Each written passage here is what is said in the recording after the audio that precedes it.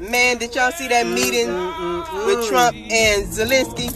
Man, standing on business. That's what I'm talking standing about. on business, okay? Boss man shit. Boss man shit, Boss okay? man shit.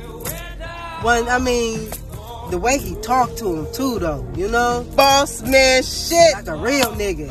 Boss man shit. Boss That's all I man can shit. say. We love you, Trump. Man, punk where? Huh? Keep bossing up. Look, they not laughing at America no more. Hell no, they ain't laughing at us. Sleepy Joe been gone, so we got Boss Man back, okay? Right. That's, now we being respected by other countries because we got the boss man in the motherfucking building. Hey everybody, Congressman Ronnie Jackson from the 13th Congressional District of Texas. I'm here at the Republican retreat in Key Biscayne right now, just catching up on some of the news of the day, and I am absolutely astonished at what I saw. This is a message from me as a member of Congress to President Zelensky right now. Don't you ever come back to this country again and disrespect our country, disrespect the Oval Office, and disrespect my president the way you did today. After all that we've done for you, your unbelievable sense of entitlement is disgusting to me, and it's disgusting to most Americans in this country. As far as I'm concerned, you can go home and never come back. I defer to President Trump on what his next step is and what happens moving forward, but the president made his position quite clear today when he asked Zelensky and the Ukrainians to depart the White House. He feels as President Zelensky is not in the right mindset to negotiate peace, and I think, frankly, that was reinforced with his comments on Bret Baier refusing to apologize for disrespecting the president and the American people in the Oval Office. The President Zelensky was in the White House today and had a real chance to sign an economic agreement that would have been great for the American people to recoup our tax dollars and great for the Ukrainian people to rebuild their country.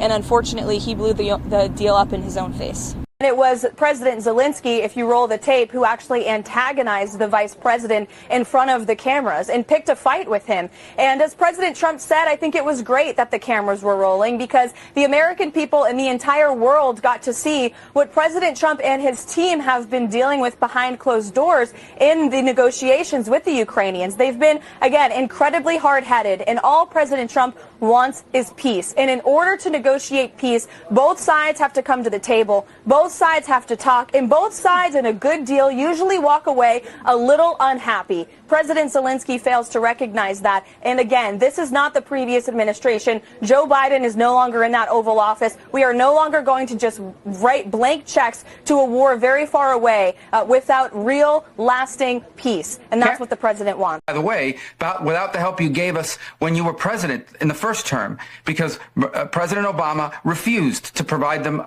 defensive capabilities in terms of military hardware. He did provide them blankets. Yeah, and he that did was brought provide up humanitarian today during aid. that meeting. But it was brought up, and I was there. In fact, I vividly recall at the time Vice President Biden saying to me in a meeting that we had at the Vice President's residence that the reason why we didn't want to provide them those weapons is because they might use them. That was his exact quote, and that was the attitude. I remember clearly then the Ukrainian leaders saying, we don't need more blankets or MREs. We need weapons to defend ourselves, and they didn't do it.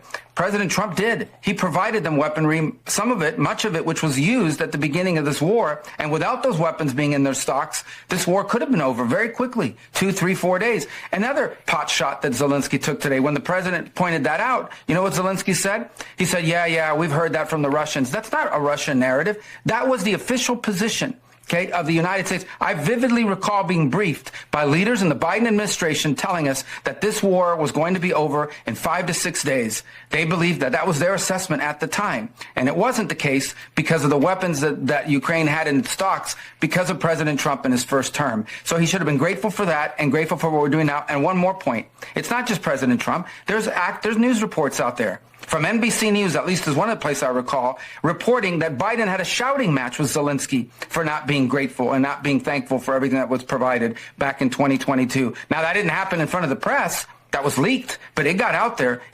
These frustrations are not unique to President Trump. There was those frustrations in the previous administration, if NBC News is to be believed. Right. But what specifically do you want to see President Zelensky apologize for? Well, apologize for turning this thing into the fiasco for him that it became.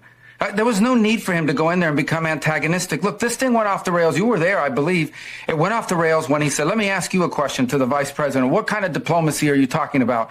Well, this is a serious thing. I mean, thousands of people have been killed. Thousands. And he talks about all these horrible things that have happened to prisoners of war and children. All true, all bad. This is what we're dealing with here. It needs to come to an end. We are trying to bring it to an end. The way you bring it to an end is you get Russia to the table to talk. And he understands that. Attacking Putin, no matter how anyone may feel about him personally, forcing the president into a position where you're trying to goad him into attacking Putin, calling him names, maximalist demands about Russia having to pay for the reconstruction, all the sorts of things that you talk about in a negotiation. Well, when you start talking about that aggressively, and the president's a deal maker, he's made deals his entire life, you're not going to get people to the table. And so you start to perceive that maybe Zelensky doesn't want a peace deal. He says he does, but maybe he doesn't.